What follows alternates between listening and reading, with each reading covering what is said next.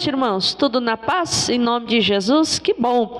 Você trouxe a sua Bíblia? Abra ela, por favor, lá em Lucas, capítulo 6. Evangelho de Lucas, capítulo 6. Eu estava meditando, irmãos, tem algo que Deus falou no meu coração. E é onde o próprio Senhor Jesus, ele afirma que nós podemos ser beneficiados simplesmente pelo ato de dar, pelo ato de abençoar a vida de alguém, de fazer o bem para alguém. Isso seja a nossa família, ou algum conhecido, ou até aquele que você nem conheça, é o seu próximo, é aquele que está junto de ti. Os irmãos sabem que a fé, ela é necessária, é importante nós crermos na palavra de Deus, mas tem benefícios que Deus ele vai te alcançar. Às vezes o coração nem está crendo, mas o coração se dispôs a fazer o bem para alguém. Irmãos, a lei da semeadura é clara: tudo que o homem plantar, ele vai o quê? Colher. Tudo que ele plantar. Até a Bíblia diz assim, ó, não errais, né? Deus não se deixa escarnecer. Tudo que o homem plantar, ele vai colher. E a Bíblia Sagrada, ela nos ensina que nós temos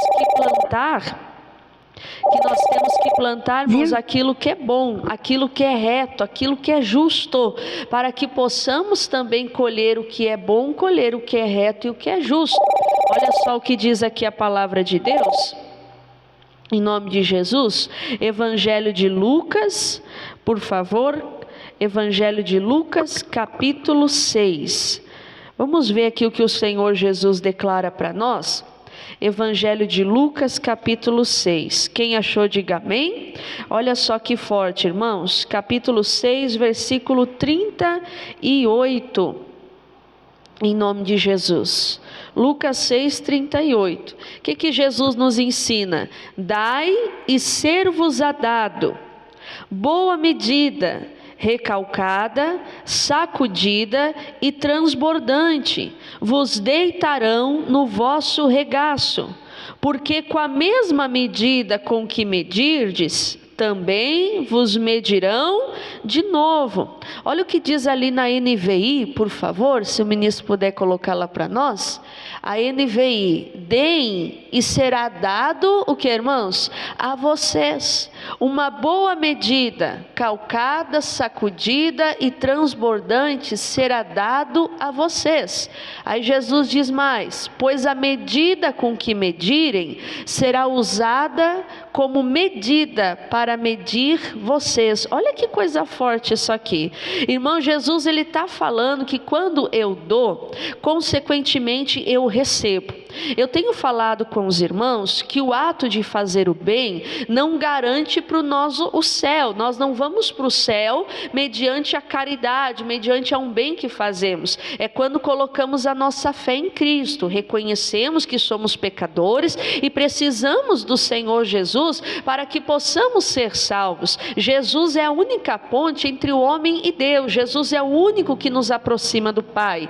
Mas o que eu sempre falo, até em Efésios a Bíblia fala sobre isso, que fazer o bem, irmãos, é uma característica do salvo, faz parte de nós e é o que nós temos que fazer. A gente vê, irmãos, como tem faltado isso para as pessoas. Pastor, o que seria fazer o bem? Irmãos, é você usar às vezes de gentileza, é você orar por alguém, é você estar, irmãos, disponível para alguém, é você, irmãos, disponibilizar o teu tempo, disponibilizar os teus ouvidos, é você dar conselhos. Jesus ele fala que na verdade o bom pastor dá a vida pelas ovelhas. O que Jesus quer dizer com isso? Ele literalmente deu a vida dele, e hoje nós temos que dar a vida em prol das pessoas, ou seja, tirar tempo, se dedicar a elas. Às vezes, irmão, a gente fica tão atucanado com as nossas coisas, até com os problemas da vida, que a gente acaba se tornando egoísta. egoísta. E Deus está querendo que a gente venha de alguma forma servir o próximo, fazer o bem às pessoas, e nós não estamos fazendo isso. Jesus fala que quando eu dou, consequentemente eu recebo. Claro, você não vai fazer com o intuito de receber, mas é uma consequência, é um bate e volta, sabe, irmãos? Aquilo que você faz em prol do outro vai voltar para você. Pastora, mas tem pessoas que não merecem, e é verdade, irmão. Você sabe que tem gente que carrega uma ruindade no coração, mas mesmo que seja nessa situação, eu digo para ti, expresse o bem que há dentro do teu coração. Faça isso. Até eu vi uma pregação do pastor Mike, ele estava contando um caso, que ele foi na casa de um senhor fazer uma visita, já um senhor de idade, irmãos, que estava com câncer, um caso sério, já andava todo encolhidinho, e ele estava morando sozinha. E o pastor Maico diz ali, contando que ele olhou, né, coisa séria, irmão, sozinho naquela situação, e depois até falou com a esposa dele, né, olha só, querido desse vô, né, como se ele dissesse assim, né, coitado desse vô, cadê a família dele? Só que daí a esposa do pastor Maico já conhecia um pouquinho da história, da trajetória, irmãos, e diz que aquele senhor, antes da doença, ele era um homem mau. Ele era um homem que dava, irmão, de pau nos filhos, traía a esposa. Lembra? O que plantamos, nós colhemos. Então o que acabou acontecendo? A única coisa que parou a ruindade daquele homem foi o quê? O câncer. Aí os filhos queriam estar perto? Não. A esposa então nem se fala. Eu digo assim, irmão, os fins não justificam os meios, como dizem, né? Não estou aqui justificando os filhos, aparentemente teriam razão.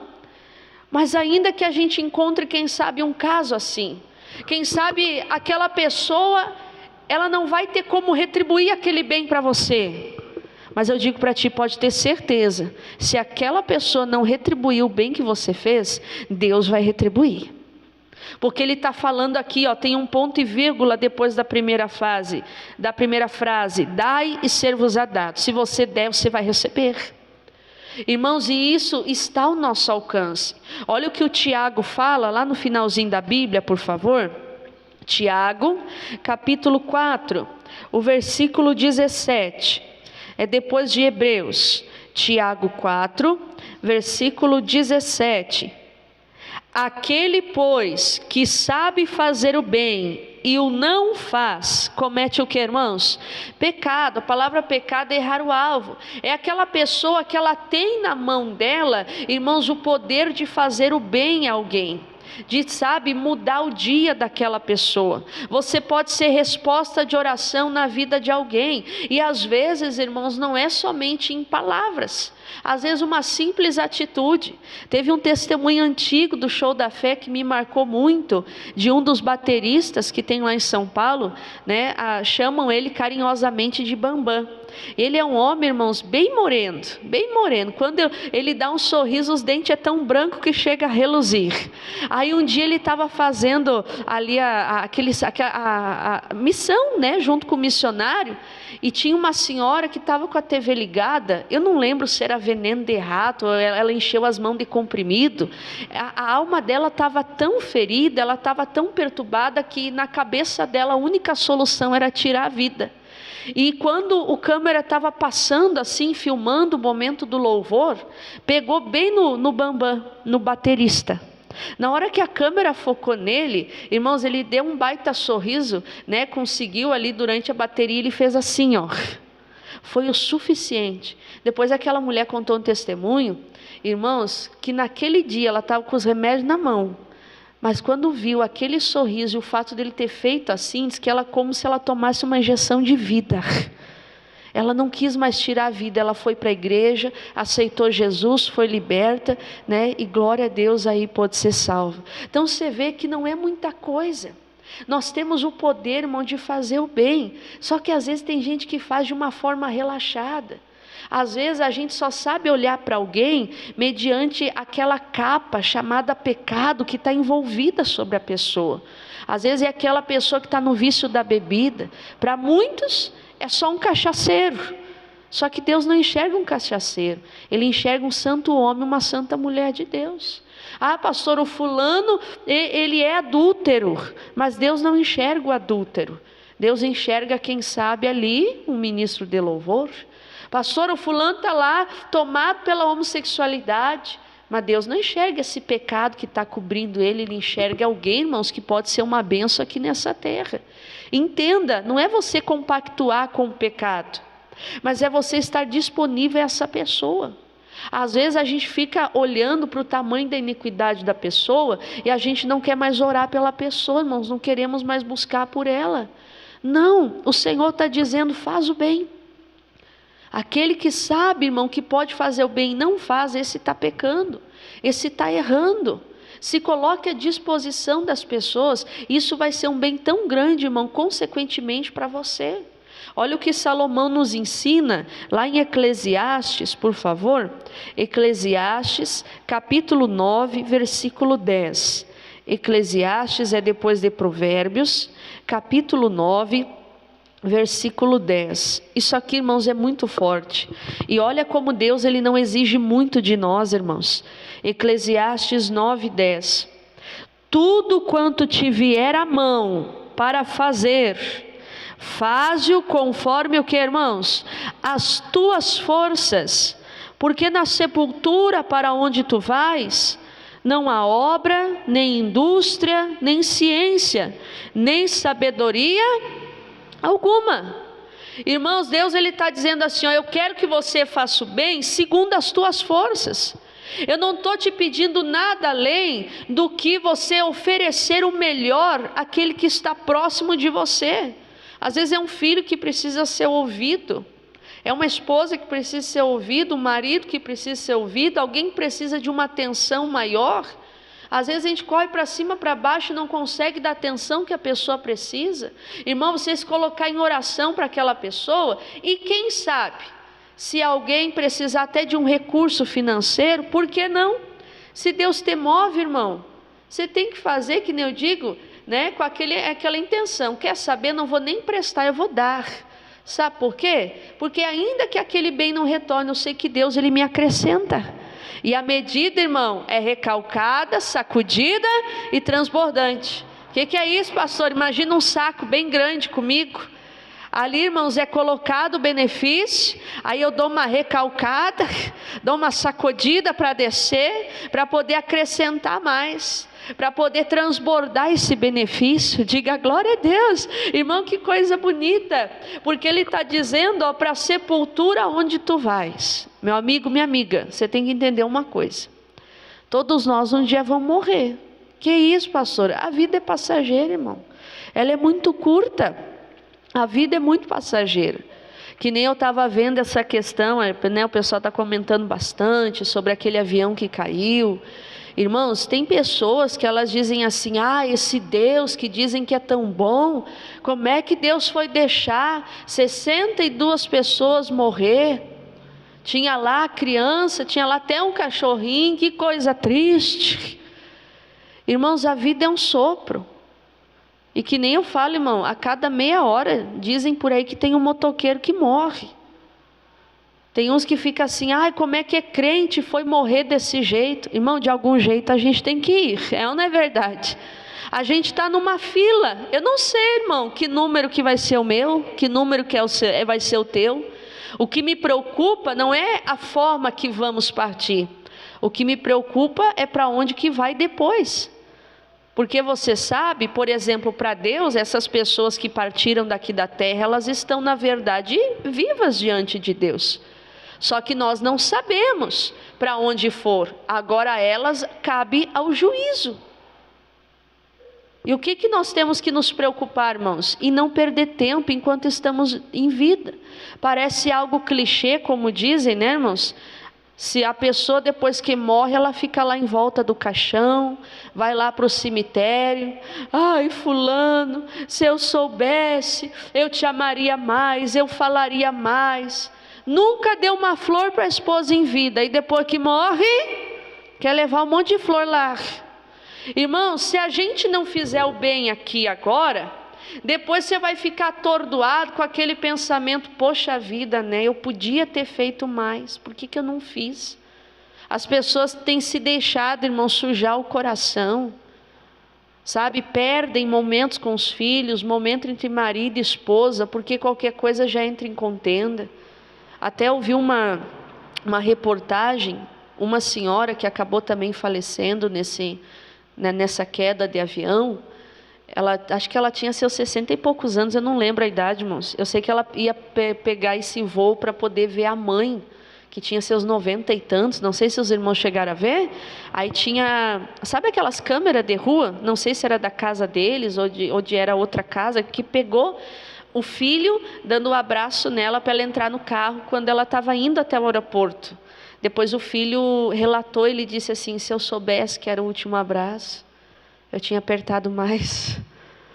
Então a gente não sabe do amanhã. Então você tem que fazer o bem, irmãos, agora. Segue a direção da palavra de Deus. Sei lá, irmão, às vezes você vai numa padaria comprar o pão, você está na fila lá, você olhou para a face de alguém, aquele semblante foi que estava mostrando um semblante tão caído, o Espírito Santo te toca, dá um sorriso para ela, diz para ela que eu amo ela. Aí você fica assim: ai, coisa não é não. É um bem que você está fazendo para aquela pessoa. Uma vez eu lembrei de um episódio agora. Diz que um camarada foi comprar uma passagem de avião. Aí a moça atendendo todos aqueles trâmites. Aí daqui a um pouco a moça disse assim: o senhor precisa de mais alguma coisa? Aí ele parou, olhou. O senhor precisa que tu volte para ele. A guria, irmão, se desmanchou nas lágrimas. Né? O homem não sabia, mas era alguém que estava longe dos caminhos do Senhor. E ali ela se sentiu abraçada por Jesus. Comentei com os irmãos também hoje de manhã um episódio que eu vi esse testemunho, achei muito, muito impactante, irmão, como a gente tem que estar sensível ao Espírito Santo de Deus. Diz que uma jovem senhora, ela estava, se eu não me engano, na rua, assim, o Espírito Santo tocou no coração dela assim, ó: entra no mercado e planta bananeira. Ela parou assim: eu estou ficando louca? Só que ela, irmão, ouviu de novo e ela sabia que aquilo não vinha dela. Aí ela olhou aquele movimento, aquela correria. Eu vou vir aqui no canto ligeirinho, ninguém vai perceber. Ela plantou bananeiro. Você sabe o que é plantar bananeiro, né? Tô as pernas para cima. Irmão, depois baixou e foi embora. Aí quando ela saiu, veio uma guria, que ela era do caixa lá, pediu para alguém substituir ela ligeirinha. Ela foi correndo atrás da outra, foi lá atrás dela e disse: ei, vem cá.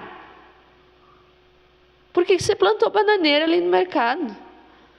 Aí ela explicou, ela disse assim: olha, quem sabe é meio difícil de explicar, mas eu sei que Deus mandou eu fazer isso. A guria começou a encher os olhos de lágrima, porque ela era alguém que estava desviada dos caminhos do Senhor Deus, uma situação séria que estava acontecendo na vida dela, e ela estava desacreditada, ela não acreditava mais. E ela disse assim: eu só acredito em Deus mesmo se alguém aparecesse aqui e plantasse bananeiros. Eu não acredito mais, não quero mais saber. Irmão, não parece loucura? A forma que Deus ele age, que nem eu digo, é fora do raciocínio lógico. A gente tem que estar sensível a Deus e fazer o bem, irmãos, às pessoas.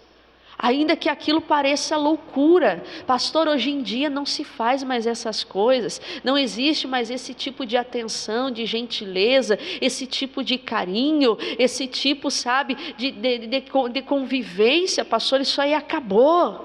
Irmão, para o cristão não. A gente tem que trazer de volta esse bem ao próximo. Que muitas pessoas estão preocupadas muito com si mesmo, com a sua vida. Os outros estão lá esquecidos. Uma vez eu vi uma reportagem, aqueles irmãos que estão prestes a tirar a vida ou a cometer uma loucura. A gente vê essas barbaridades que têm acontecido em escolas, né, irmãos? Geralmente lá nos Estados Unidos dá bastante isso, de entrarem lá e matarem um monte de aluno, coisa séria. Irmãos, essas pessoas dão sinais. Só que às vezes a gente anda tão no mundo da lua e a gente não está vendo. Essa coisa aí chamada de bullying, né? Tinha, irmãos, no meu tempo me chamava de 4 olhos, a gente não se ofendia, né? Né? Perna de saracura, aquela coisa toda, né? Eu era um palito de gente, aí usava o óculos e usava aparelho. No meu tempo, né, tinha os freios de cavalo, que eram aqueles por fora, você lembra disso? Hoje em dia, irmão, usar aparelho, usar óculos é moda. E tem gente que compra só armação, só para dizer, né, que é para bonito, né? Mas hoje em dia, dependendo do que fala, os adolescentes já se dói. E eles começam a dar uns sinais, começam a dar sentimento de vingança. Irmãos, e o pai e a mãe não notam. Quando vê, está tirando a própria vida, quando vê, está ferindo outros na escola porque foi ferido. Irmãos, você tem a capacidade de fazer o bem. Está nas tuas mãos, faz conforme as tuas forças, se dedica, faz o melhor, se dedica para a tua casa, se dedica para a tua família. Olha só o que diz aqui, irmãos, em Atos dos Apóstolos, capítulo 20, por favor. Atos, capítulo 20, isso aqui é tremendo que o apóstolo Paulo nos ensina. Atos, capítulo 20, versículo 33. Atos 20, versículo 33. Ele diz, de ninguém cobicei a prata, nem o ouro, nem o que, irmãos? Nem o vestido. Vós mesmos sabeis que para o que me era necessário a mim e aos que estão comigo, estas mãos, o que? Me serviram. O que Paulo está dizendo? Vocês sabem que eu servi as pessoas com as minhas mãos. Aquilo que era necessário fazer, eu fiz. E eu quero que vocês façam. Não cobicem nada das pessoas. Ou seja, o bem que vocês fazem, não esperem nada em troca. Apesar que ele vem. É consequência. Mas não fazem cobiçando nada, sirvam. Ele diz o 34, né? Vós mesmos sabeis que para o que me era necessário a mim e aos que estão comigo, estas mãos me serviram. Tenho-vos mostrado em tudo que trabalhando assim é necessário auxiliar os enfermos e recordar as palavras do Senhor Jesus que disse. O que Jesus falou? Mas bem-aventurada coisa é dar do que o que, irmãos? Do que receber. Vocês têm que servir as pessoas lembrando aquilo que Jesus falou, que bem mais feliz é aquele que dá do que aquele que recebe. Irmãos, e é uma satisfação quando nós fazemos isso. É algo que não tem como o homem natural explicar. Uma vez eu estava evangelizando quando eu era um obreira, irmãos, e Jesus tocou no meu coração. Tinha uma senhora que ela juntava garrafas PET para vender, né? Ela tinha um carrinho dela. Aí quando ela estava passando assim, meu coração queimou para dar um abraço nela. Eu fui lá, dei um jornal. Naquela época tinha um jornalzinho, né? Hoje em dia o jornal ele é online aí do Show da Fé. Mas eu dei o jornal para ela, falei aqui, minha senhora, deixa eu dar um abraço na senhora. A senhora é uma bênção, a senhora é escolhida de Deus, que Jesus lhe abençoe, né? Irmão, o sorriso foi de orelha a orelha. Os olhinhos dela brilhavam.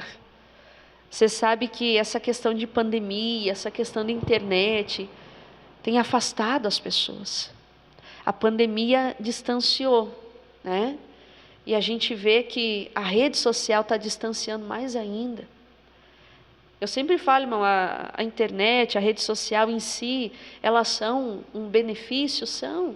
Mas se a gente não tiver um autocontrole, irmãos, isso está nos apartando demais das pessoas a quem amamos.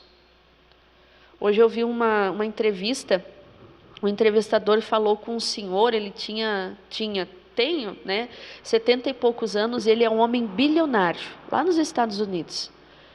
Aí o entrevistador, ele perguntou para ele assim, me diz uma coisa, o que é realização para o senhor? Sabe o que ele disse, irmão? Família. Sabe o que é? Ele falou assim, tu ter os teus filhos grandes, adultos, e eles adultos quererem te visitar, ter a casa cheia, depois de um dia cansativo, você chegar em casa e ter uma esposa te esperando. Isso é realização. Aí deu a entender assim, mediante as coisas que ele falou, né? Como se ele dissesse assim, quem sabe você vê eu falando assim, eu tenho as coisas, parece fácil, mas isso é verdade. Isso aqui, que ele bateu assim nos móveis, né, que ele tinha, Isso aqui, madeira, pau, isso aqui passa. Eu posso ter um monte de dinheiro, mas não há realização sem uma família bem-sucedida. E é verdade, irmão. A família é a base da nação. Destrói a família, acabou as pessoas. Você sabe que o alicerce de um homem, de uma mulher, é a sua casa.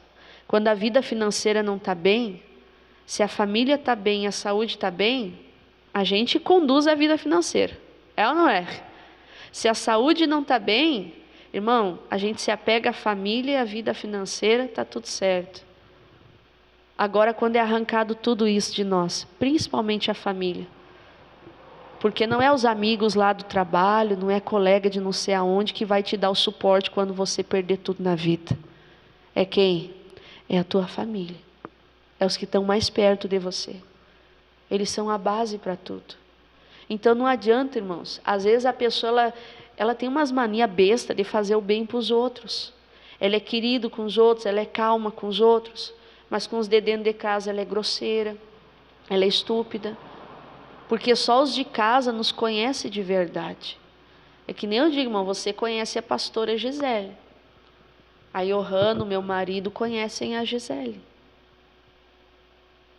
Conhece as minhas falhas, conhece meus defeitos, conhece minhas sensibilidades, né?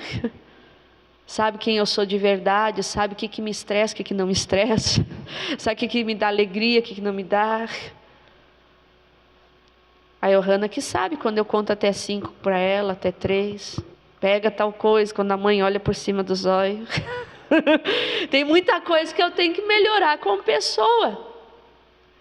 Mas o que depender de nós, irmãos, vamos nos esforçar para fazer o bem para eles, para estar disponível, para estender a mão, sabe? Para orar junto. Pastor, aquela pessoa, ela não quer saber, continue você orando por ela no secreto, porque não há ninguém, irmãos, que vai ser inconvertido, sabe? Porque para o nosso Deus não há nada impossível. O apóstolo Paulo disse que a oração de um justo, quando ela é feita, é com perseverança, ela pode muito em seus efeitos, ela tem efeito, ela causa um impacto muito grande na vida das pessoas. Tem uns que dizem assim, não pastor, porque nunca eu vou botar o pé dentro de uma igreja. Fica tranquilo, irmão. Continua fazendo bem, continua orando, é joelho no chão. Nem que você chore em prol daquela alma, você diz, Senhor, eu creio, eu e a minha casa serviremos ao Senhor. Fulano ainda aparentemente pode até não merecer, mas o Senhor me chamou para fazer o bem. Ainda que alguém tenha me feito mal, eu vou oferecer o que há dentro de mim. Eu vou fazer o bem, não vou esperar a retribuição dessa pessoa, porque eu sei que a retribuição maior vai vir do meu Deus. E olha só o que diz aqui para nós orarmos, segundo livro de Reis, capítulo 4. Segundo livro de Reis, capítulo 4. Isso aqui é lindo. Eu vou ler essa passagem na versão NVI, tá? Que ela está um pouquinho mais clara.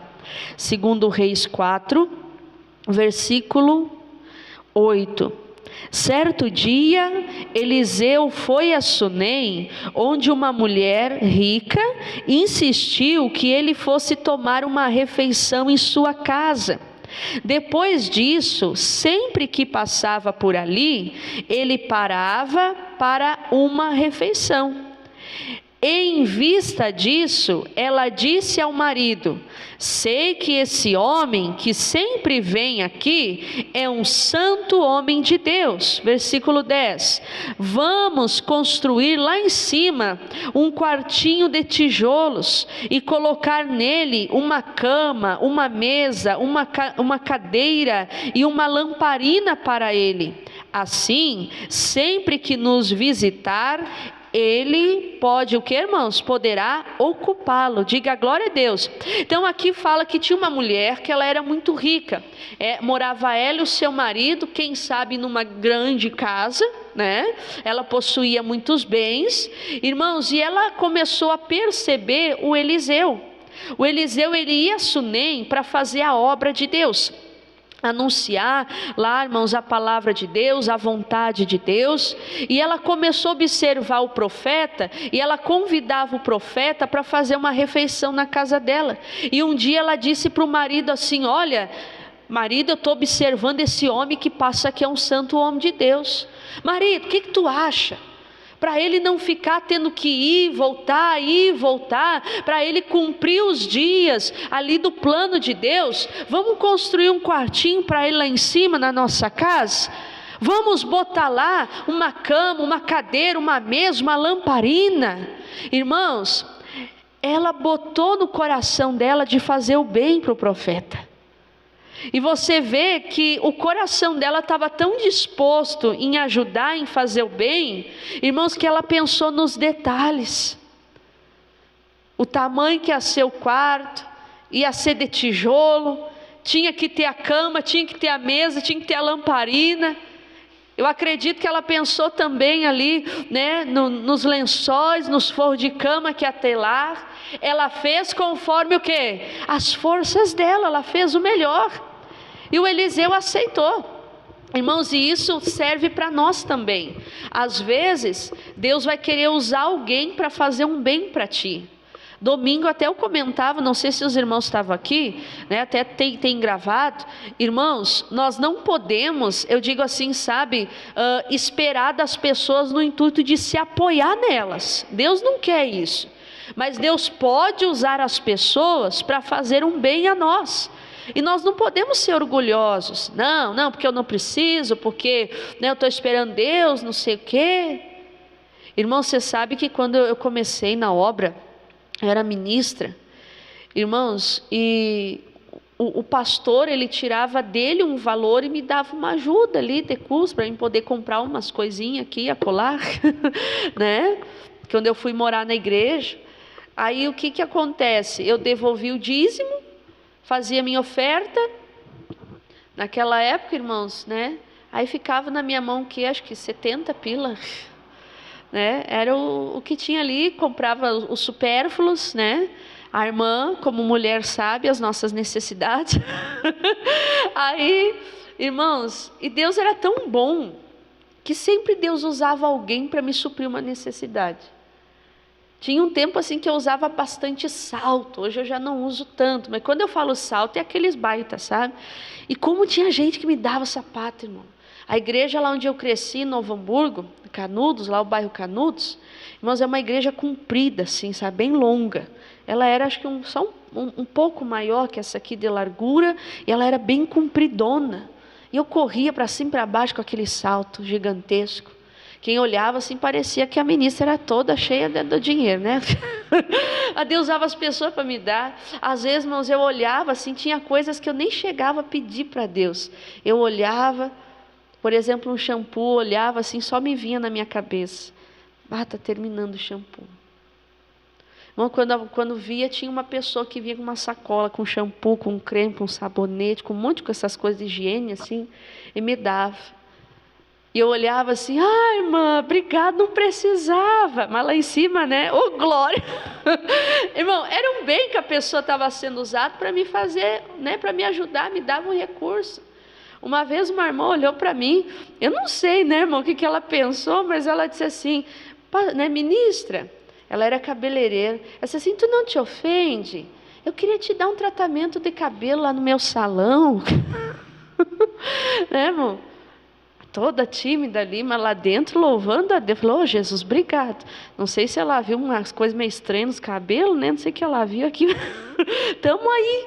Irmão, não recuse o bem que Deus pode usar alguém para fazer na tua vida. Você vê que o Eliseu, ele não foi orgulhoso aqui, ele aceitou aquele bem. Mas olha o que acontece no versículo 11. Um dia, quando Eliseu chegou, subiu ao seu quarto e deitou-se. Só que lá, irmão, ele ficou, como é que diz, né, matutando. Ele ficou pensando. Olha só o que ele pensou aqui. Ele mandou seu servo Geazi chamar a sunamita. Ele a chamou, e quando ela veio, Eliseu mandou Geazi dizer-lhe: você teve todo esse trabalho por nossa causa. O que podemos fazer por você? quer que eu interceda por você ao rei ou aos comandantes do exército? Ela respondeu, estou bem entre a minha própria gente. Mais tarde, Eliseu perguntou a Gease, o que pode fazer por ela? Ele respondeu, bem, ela não tem filhos, e o seu marido é o que, irmãos? É idoso. Então vamos entender isso aqui. O Eliseu ficou lá deitado, irmãos, e ele começou a ficar incomodado.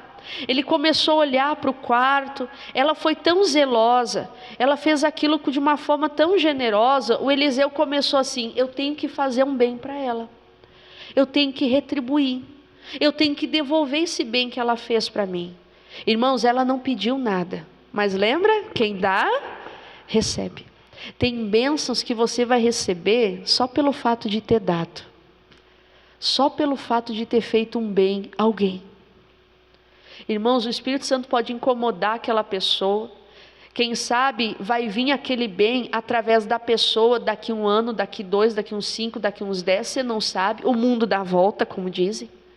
Seja através daquela pessoa, ou alguma coisa vai acontecer para você, ou se não o recurso vem do próprio Deus. O Eliseu disse assim, não, tem que dar algo para ela. Aí o Eliseu mandou chamar, você quer que eu fale com o rei acerca de algo? Tem alguma questão entre o teu povo, entre a tua família, que eu possa te ajudar? Não, meu senhor, eu fiz isso de bom grado, não tem nada, está tudo bem. Aproveita, não tem nada. Só que daí passou o dia, o Eliseu disse, não dá para ficar assim. Eu tenho que retribuir ela. Eu tenho que fazer algo para ela. Ô Gease, descobre para mim, vê se não tem algo que ela queira, que precise. Porque aparentemente ela tinha tudo, né, irmãos? Cheia do dinheiro, uma vida bem. O Gease olhou e disse assim, meu senhor, olha, eu notei que ela não tem filho. Essa baita casa, não tem nenhuma criança correndo. E o marido dela já é velho. É como se o Gease dissesse assim, meu senhor, eu acredito que tu é homem de Deus. E se o senhor quer retribuir, esse vai ser uma excelente forma de abençoar o ventre dela. Mas deixa eu te mostrar algo, irmãos. O versículo 15. Então Eliseu mandou chamá-la de novo. Gease a chamou, ela veio até a porta, ali na porta do quarto, e ele disse, por volta dessa época, no ano que vem, você estará com um filho nos braços. Olha o que o Eliseu fala para ela. Ele disse assim, nesse tempo, ano que vem você vai ter um filho nos braços. Irmão, a mulher levou assim, sabe, um choque. Olha o que ela diz no 17. Perdão, continua, né, o 15, perdão. Ela contestou, o 16, né, irmãos? Ela contestou, não, meu senhor, não iluda sua serva, ó homem de Deus. O que me dá a entender aqui? Ela acreditava que podia gerar? Não. Ela tinha fé para ter um filho? Não. Ela já se sentia iludida. O marido já era velho. Irmãos, hoje em dia, pela medicina, uma mulher ter um filho com 35 anos já é considerado risco. Eu conheci uma irmã lá em Cachoeirinha, que ela sempre tinha como objetivo de vida fazer 40 anos. Ela dizia assim, eu vou engravidar quando eu fizer 40 anos. E com 40 anos ela engravidou, teve o filho. Depois até ela comentou, é um pouco mais pesado, porque o pique dos 40 é diferente do pique dos 20 e tantos, né? Mas assim ela teve. E já vi outras situações também, mas são gravidez de risco, é arriscado. Irmãos, eu não sei a idade que ela tinha, ainda que ela tivesse os 35, 40, não era impossível, mas era algo arriscado. E quem sabe alguém já tinha dito para ela que ela seria mãe, nunca se tornou. Naquele tempo não tinha como prevenir uma gravidez como tem hoje. Irmãos, então ela ficava observando o ciclo mensal dela, de certo quando dava aquela atrasada, ela comemorava. É esse mês. Daqui um pouco atrasou, mas veio. Desmotivou ela. Irmão, vocês acham que ela não descobriu no início que tinha alguma coisa que não conseguia, que o filho não vinha? Claro que era. Então era uma coisa que ela não acreditava mais. Só que aquele bem que ela fez com que voltasse para ela. Irmão, se aquela mulher, quem sabe, não tivesse preparado aquele quarto, não tivesse feito esse bem, o Eliseu não se sentiria na obrigação de retribuir aquele bem para ela. Mas olha como é que é a coisa. E ela nem fez pensando no filho. Aí é que tá. Tem gente que é muito interesseira, né, irmãos? Ela faz pensando, não, vou fazer porque... Uma vez eu conheci um senhor, irmão, me deu um aperto no coração quando eu ouvi aquilo. Esse senhor, ele falou assim, irmãos, não sei se meu esposo estava junto, e ele falou assim que a esposa dele estava mal, teve que ficar no hospital, e pediu para um dos filhos cuidar. Irmãos, claro, eu não conheço de uma forma profunda a família, né? Mas eu achei aquilo muito pesado. Ele disse assim, irmão, que o filho teve a capacidade de cobrar para passar a noite toda com a mãe no hospital. E ele pagou, porque se não pagasse o filho não ia ficar no hospital para cuidar da mãe. Não, será que é necessário pagar para estar com a mãe no hospital? É a mãe que está lá doente, irmão. Quase morrendo, quase partindo, daí tem que pagar para cuidar da mãe. Se fosse alguém que você contratasse para isso, né, irmãos? Agora o próprio filho cobrar do pai para poder ficar com a mãe no hospital. E nem o senhorzinho acabou pagando, porque não tinha como ele passar a noite lá. Ele também tinha os problemas de saúde. Então tem gente que é muito interesseira. Ela só faz se ela ganha algo em troca, senão ela não faz nada. Às vezes o filho até para ajudar dentro de casa. Ai, o que tu vai me dar? Ah, irmão. Às vezes, né, dá vontade de dizer uma voadora nos beiços. É obrigação, é dever. O pai e a mãe sustentou a vida toda, instruiu, ensinou, mostrou. Vai querer cobrar? Ah, se eu não ganhar o telefone tal, se eu não ganhar o tênis tal, se eu não sei o que, eu não faço. Não entendeu ainda o valor da coisa, né? E o pai e a mãe tem que explicar algumas coisas que é preciosa, mostrar esse valor que tem as coisas. Então tem muita gente interessada. Essa mulher, mano, não estava interessada em nada. Ela fez aquilo conforme as forças dela, ela deu o melhor. Irmãos, e o Eliseu, o que aconteceu aqui, ó? O versículo 17. Mas, como Eliseu lhe dissera, a mulher engravidou e no ano seguinte, por volta daquela mesma época, deu à luz a um filho. Diga glória a Deus. Irmão, que lindo. Ela não acreditava que podia ter o filho, ela não tinha fé para ter o filho, mas o bem que ela fez voltou para ele, voltou para ela. Aquilo que nós plantamos, nós colhemos. Quer receber? Começa a dar mais. Começa, irmão, a ser mais atento às pessoas, seja os da sua casa, seja os de fora, ou até um estranho. Hoje até quando eu fui no mercado ali, eu não sei, mas eu puxei assunto com a moça do caixa. Daí a gente sorriu, falei com o rapaz também. Até o meu esposo perguntou depois, tu conhece ela? Eu falei, eu não, só fui ser gentil. Né? Irmão, de vez em quando é bom mostrar os dentes, né? Senão pensa que a gente é muito bravo. Né? Trata bem as pessoas. Às vezes uma coisa dessa já é um detalhe para aquele coração ser impactado. Lá no local de trabalho que você está, né? Que você está conversando com as pessoas, faz o bem a alguém. Às vezes alguém está desabafando contigo. Fulano, posso orar por ti agora? Tu aceita uma oração? Como não? Ora mesmo. As pessoas estão precisando, irmão. Estão precisando de outros que façam o bem para elas. Eu não vou abrir, mas lá em Efésios diz assim, ó, não nos cansemos de fazer o bem. Se você não se cansar, você vai, irmãos, ter tudo aquilo que você fez de volta e de uma forma maior. Amém?